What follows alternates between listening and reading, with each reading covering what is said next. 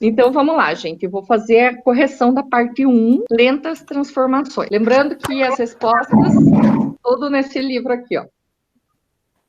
Tá? E algumas coisas, o que tem a mais, eu mando sempre para vocês. Então, primeira questão lá. Em que países, além do Brasil, Anita Malfatti estudou? É na Alemanha e nos Estados Unidos. Na verdade, assim, ela ganhou, né, do tio dela uma bolsa de estudos para ir para fora do Brasil estudar, né? Ela tentou através de um concurso, ela não ganhou o concurso e daí esse tio dela deu de presente a viagem para ela. Que bom que aconteceu, que daí ela trouxe o modernismo aqui para o Brasil. Não sei se vocês sabem, mas de todos os modernistas, a única pessoa que era pobrinha assim era a Anita Malfatti. Inclusive, a Anita tinha uma atrofia no braço direito. Isso forçou ela a desenvolver o braço esquerdo. Ela fazia tudo com a mão esquerda, porque a direita dela tinha uma atrofia. Ela foi uma mulher muito lutadora mesmo na sua época. Bem bacana. Número 2. Que características da obra Caipira Picando Fumo, de Almeida Júnior, dialogam com o realismo europeu? Bom, gente, a gente vai ter que lembrar primeiro do realismo na Europa, que vai propor que se mostra, através das obras de arte, a realidade social. Então, não vai ficar idealizando as coisas, vai representar tudo do jeito que se vê. Então, a obra Caipira Picando Fumo, o artista vai representar o caipira exatamente do jeito que ele era visto, sem idealizar. Então, a gente vê que a roupa dele tá sujinha, ele tem a pele, né, enrugada de trabalhar no sol. Você vê que é uma pessoa já envelhecida, né?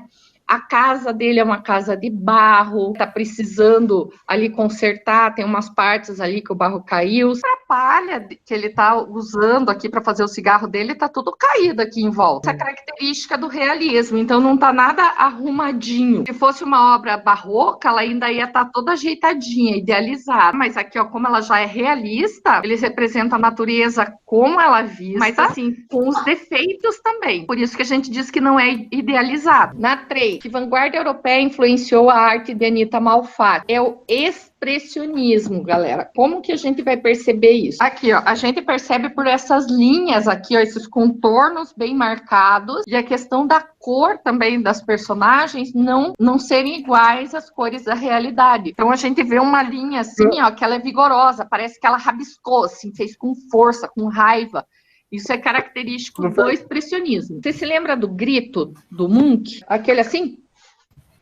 Então, aquela obra que dá início ao expressionismo. O Munch, ele deforma totalmente a imagem para dar essa impressão, né, de expressão, de força, de vigor, ali para mostrar o sentimento, que é o principal. A 4. Qual a proposta do movimento que influenciou a Anita? É bem o que eu falei, que a arte expressasse os sentimentos mais fortes das pessoas, né? Os anseios do ser humano. A 5. Quais as características do expressionismo na pintura? Então, eu peguei lá do livro essa resposta. Rompimento com a imitação da natureza por meio da deformação de figuras.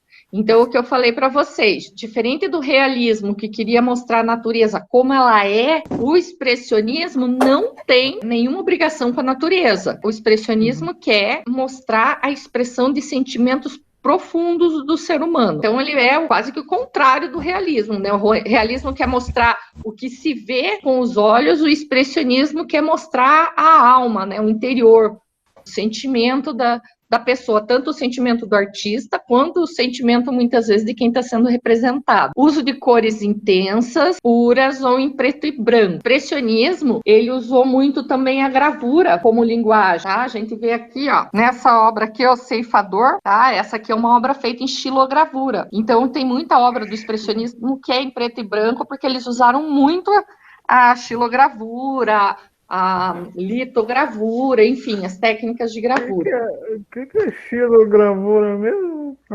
Xilogravura é a gravura que a matriz ela é feita em madeira, ela é em relevo. Próxima característica, execução aparentemente inacabada. Que é o que eu falei, que são aquelas linhas fortes, tal. Então, fica parecendo desenho de criança mesmo, que não se preocupou com o acabamento. Vou mostrar de novo, ó. A obra do Kirchner aqui, ó. É uma rabisqueira só, até que a da Anita é bem acabadinha. Então, veja, os gestos, assim, parece que ele pintou correndo, assim, com bastante força. Claro que no livro aqui não deve estar dando para ver muito bem, mas é isso que acontece. Para expressar os sentimentos imediatos, o que o artista está sentindo naquele momento. E o Kirchner, ele lutou na guerra lá na Alemanha, então ele era muito revoltado. E ele mostra isso na pintura dele. Eu acho que qualquer um, né? Sei. Quais as características do impressionismo? O impressionismo, ele também influenciou os artistas aqui do Brasil. O principal que a gente tem do impressionismo é o Eliseu Visconti. O que o impressionismo buscava? Ele queria captar o momento, aquele momento, só que não como uma fotografia que mostrava as coisas do jeito real. Eles queriam captar cor e luz, até porque a fotografia nessa época era preta e branca ainda. Então eles pintavam muito rapidinho, sim. Porque nós estamos falando do século XIX ainda, né? Eles pintavam bem rapidinho e por isso a pintura ficava toda manchadinha, tá? Não ficava igual da natureza. Então isso é uma característica do impressionismo. Tá, ó, buscavam captar o instante presente, o movimento e a luz natural ao ar livre, por meio de efeitos que iam contra as sóbrias regras acadêmicas. Academicismo, lembrando que a arte acadêmica é aquela arte que representa a natureza como ela é, igual o pessoal do Renascimento, tá? Então, com o chiaro escuro, para dar a impressão de profundidade, com a perspectiva aérea, perspectiva linear, que é aquela, sabe, das linhas que vão para o ponto de fuga, calculado matematicamente. Então, a arte acadêmica é assim. Os impressionistas vão ser os primeiros a abandonar totalmente a arte acadêmica. Assim, o realismo ele vai abandonar os temas da arte acadêmica, já que ele vai para a realidade, mas ele vai manter a técnica. E agora não, agora nem técnica nem nada. Os impressionistas mandam tudo para aquele lugar. Até bacana, se vocês procurarem no YouTube, tem uma série sobre os impressionistas. Já que vocês não estão fazendo nada mesmo, né? Estão só em quarentena. Quase nem tem atividade. Não é para xingar minha mãe, tá? Então, assim, gente, é uma série bem, bem bacana. Assim, depois eu ponho o link para vocês. Tá? Para quem quiser assistir, não é obrigatório, não vou cobrar nada, tá bom? Continuando a resposta lá. Para isso, usavam pinturas com pinceladas rápidas e sobrepostas, para registrar a luz que muda constantemente, misturando a tinta na própria tela, fazendo imagens sem contornos definidos e usando enquadramentos não convencionais. Então, é realmente a fuga do academicismo, né? O academicismo se preocupa em deixar nítido, figura e fundo, deixar tudo certinho, enquanto a pincelada é bem diluída, ou seja, a gente não enxerga onde começa, onde termina a pincelada. É só pensar na Mona, gente. Pensou na Mona Lisa, arte acadêmica. A arte acadêmica começou Começa lá no Renascimento. Mas não tem nada a ver com a Academia Belas Artes, né? Tem sim. Vamos lá, fugindo do conteúdo de novo. Adoro. Então, o que acontece? A arte no Renascimento, ela foi buscar inspiração lá na Grécia Antiga, tanto que o nome é Renascimento, quer dizer que a arte estava renascendo. Então, o Platão dava, olha só a história de como surgiu esse nome. O Platão, ele dava aula num bosque, a aula, tipo, não era, quando a gente pensa na aula lá da Academia de Platão, não é que nem agora, um quadro negro, um monte de gente sentadinho, bonitinho. Não, a aula acontecia num bosque com o cara caminhando, explicando as coisas para os seus seguidores. E o nome desse bosque era Academia, em grego. E daí, exatamente. Não sei falar em grego, tá? Não vai sair, não adianta eu tentar. E daí, assim, o Platão, ele achava que para o ser humano ser pleno, não bastava ele cuidar só da mente. A pessoa tinha que cuidar do corpo também. Então, na academia, o que se praticava? As intelectualidades, né, para desenvolver a mente, e se praticava também os exercícios físicos. Por isso, hoje, a palavra academia, ela é tanto utilizada quando a gente fala do ensino formal, acadêmico, né, da cultura erudita, quanto a academia de exercício. Veja só. Que legal. Então, sim, gente, veja que o cara naquela época, a gente está falando aí, acho que do século V a.C., ele falava os que os médicos estão descobrindo agora. Que para a gente desenvolver. Para a gente desenvolver as nossas capacidades plenamente, não dá para cuidar nem só do corpo, nem só da mente. Você tem que cuidar dos dois. Era pouco inteligente, né? Ai, que ódio. Então, daí, voltando, né, na Idade Média, acabou a academia de arte, né? Ela não tinha esse vínculo com a parte intelectual. Quando que a arte começa a se vincular com a intelectualidade? No Renascimento, porque no Renascimento a gente vai ter as pesquisas matemáticas, toda aquela parte. O Da Vinci é o cara, né? Porque ele vai juntar a ciência com a arte.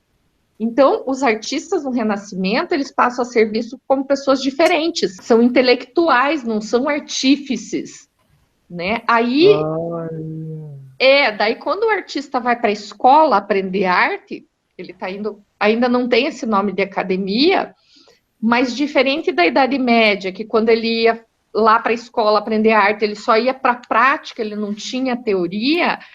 No Renascimento, a arte começa a virar praxis, que a gente diz, vai juntar teoria e prática. Então, é quando surge a academia, né? Agora, sim, com o nome academia mesmo, vai surgir mais tarde na França, no reinado do Luís XIV, que daí surge a primeira Academia Imperial de Belas Artes. Enquanto a arte repete a natureza, fazendo luz e sombra, está usando todas essas técnicas que vinham lá do período renascentista, a gente vai chamar de arte acadêmica.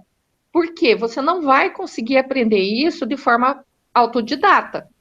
Hoje até consegue, porque tem os tutoriais na internet para isso, mas até pouco tempo isso não existia. Então, é uma arte acadêmica, você precisa de um estudo mais aprofundado para aprender.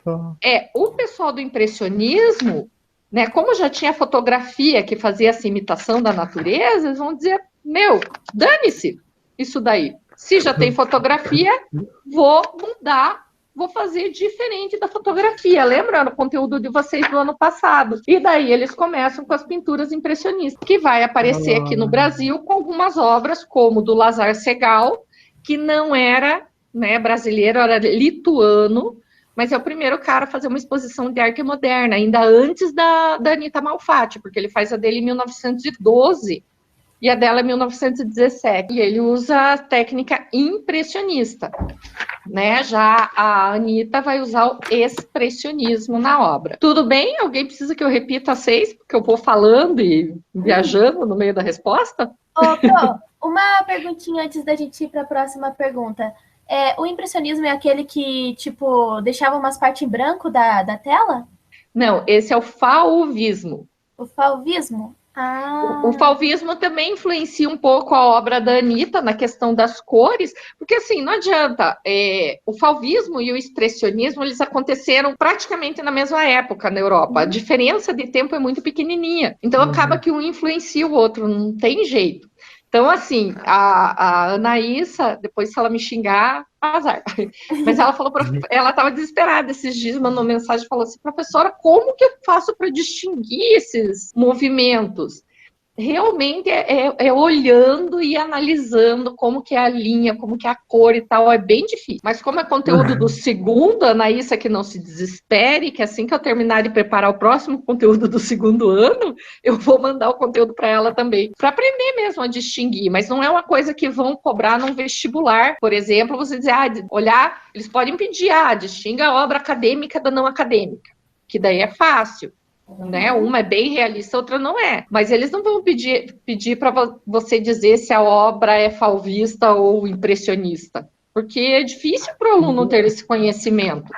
Então não é algo obrigatório. Não é obrigatório. Eu falo para vocês porque eu sei que vocês têm capacidade de ir aprendendo a perceber. Mas eu não espero, de forma alguma, que vocês saiam da escola sabendo exatamente isso, porque é um assunto mais profundo mesmo. A ideia é eu chamar a atenção de vocês, para vocês ficarem curiosos e começarem a olhar mais obras, tal, terem um olhar mais crítico quando vocês forem ver. Tipo, entender por que a galera não representa mais hoje em dia as coisas tão bonitas quanto eram no Renascimento, que é uma coisa que a gente se questiona. Eu, quando cheguei na faculdade, eu chegava me questionando isso. Mas que raio de arte moderna é essa que qualquer um faz? Né?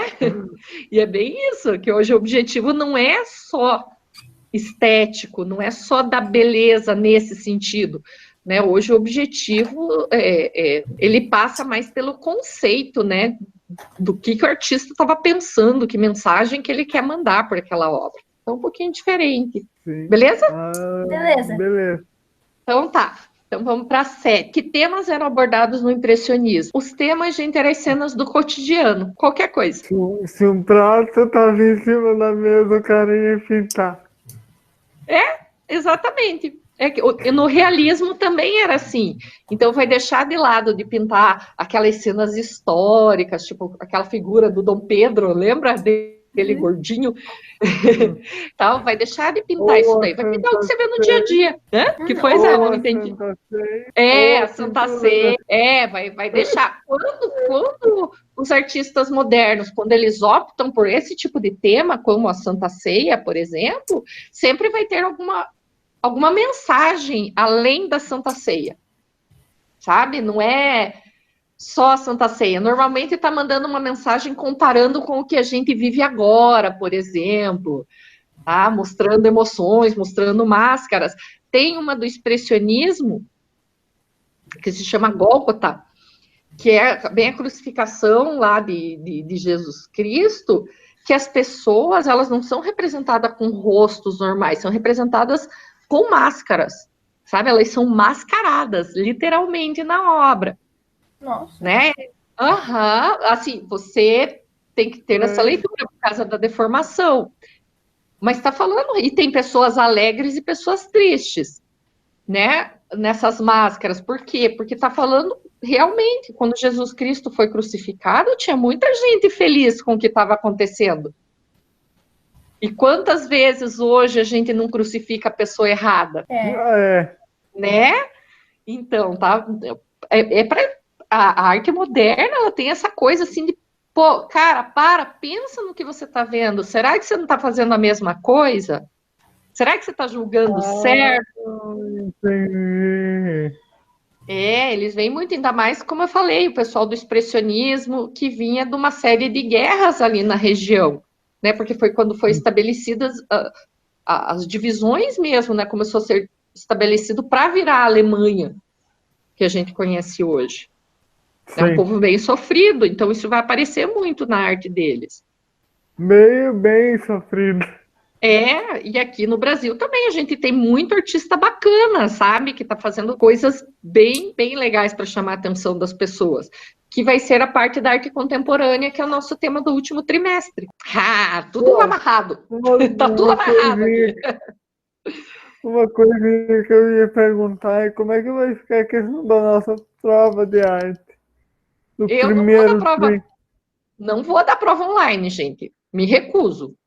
Porque, sério, estou aqui com o computador. Se eu quero saber a resposta, mesmo que. Porque tem, né, no Classroom, tem um jeito de você travar para a pessoa fazer a resposta que ela não possa consultar outros sites. Naquele momento, ele tem que ficar só ali. Só que eu tenho. Entendeu? Tipo, tá fazendo a resposta no aparelho, tá perguntando no outro. Que lucro Maria leva? Eu não. Então, assim, eu dou nota de trabalho mesmo, porque não acredito numa prova online. Não tenho fé. Acho, os alunos já colam em sala com a gente em cima ali, imagine, da casa de vocês, com caderno, livro. Não. Tá, a última lá, 8. Quais as características da escultura impressionista? A escultura impressionista também, assim como ficava marcado da pincelada da galera, quando ia fazer a pintura, na escultura ficava marcado o dedo, sabe? Ou se fosse uma escultura em argila, ou se fosse uma escultura no material mais duro, ia ficar a marca do formão, do instrumento que você utilizava para fazer aquela obra. Então, eu mostrei para vocês na Daisy, né, do Brecheret. A Daisy, ela tá toda bonita, toda acadêmica, que essa parte, quando chega aqui no vestido dela, você vê as marcas de quando ele estava fazendo a obra, né? Então, ele está mostrando ali um ar impressionista naquela obra. Ele vai misturar a parte acadêmica no rosto dela. Não sei se vocês lembram, falando assim de que escultura que é. Tá lá nos meus vídeos lá. E daí ele vai fazer essa parte de deixar os detalhes da técnica aqui, que a gente não sabe se é um engano ou se é a gola do vestido. Eu acho muito, muito legal. Então, lá a resposta para o caderno. Na escultura, percebem-se as marcas da mão do artista, registros do trabalho e das características do material, elementos que rompem com a representação idealizada da escultura acadêmica, com suas formas lisas e acabamento perfeito. Pro, você pode ver aqui a minha resposta, para ver se dá para deixar assim? Eu coloquei assim, ó. Fusão da luz e das sombras. A ambição de obter estátuas visíveis a partir do maior número possível de ângulos, obra inacabada como exemplo ideal do processo criativo do artista. Você está dizendo, na verdade, a mesma coisa com outras palavras. Então tá, Veja, você falou ali da questão da técnica que fica aparecendo, né? Ficam aparecendo as marcas e tal, que não é acadêmico. Está mais completo, inclusive, porque a tua vai falar da questão da iluminação, né? Que eles tentam também na escultura mostrar essa coisa da luz que neles faziam na pintura e da questão de ser visível de todos os ângulos. Tá? Que isso daí não tinha no livro, então eu não coloquei aqui na minha resposta, porque eu faço bem igual do livro. Beleza, então, professora, obrigada.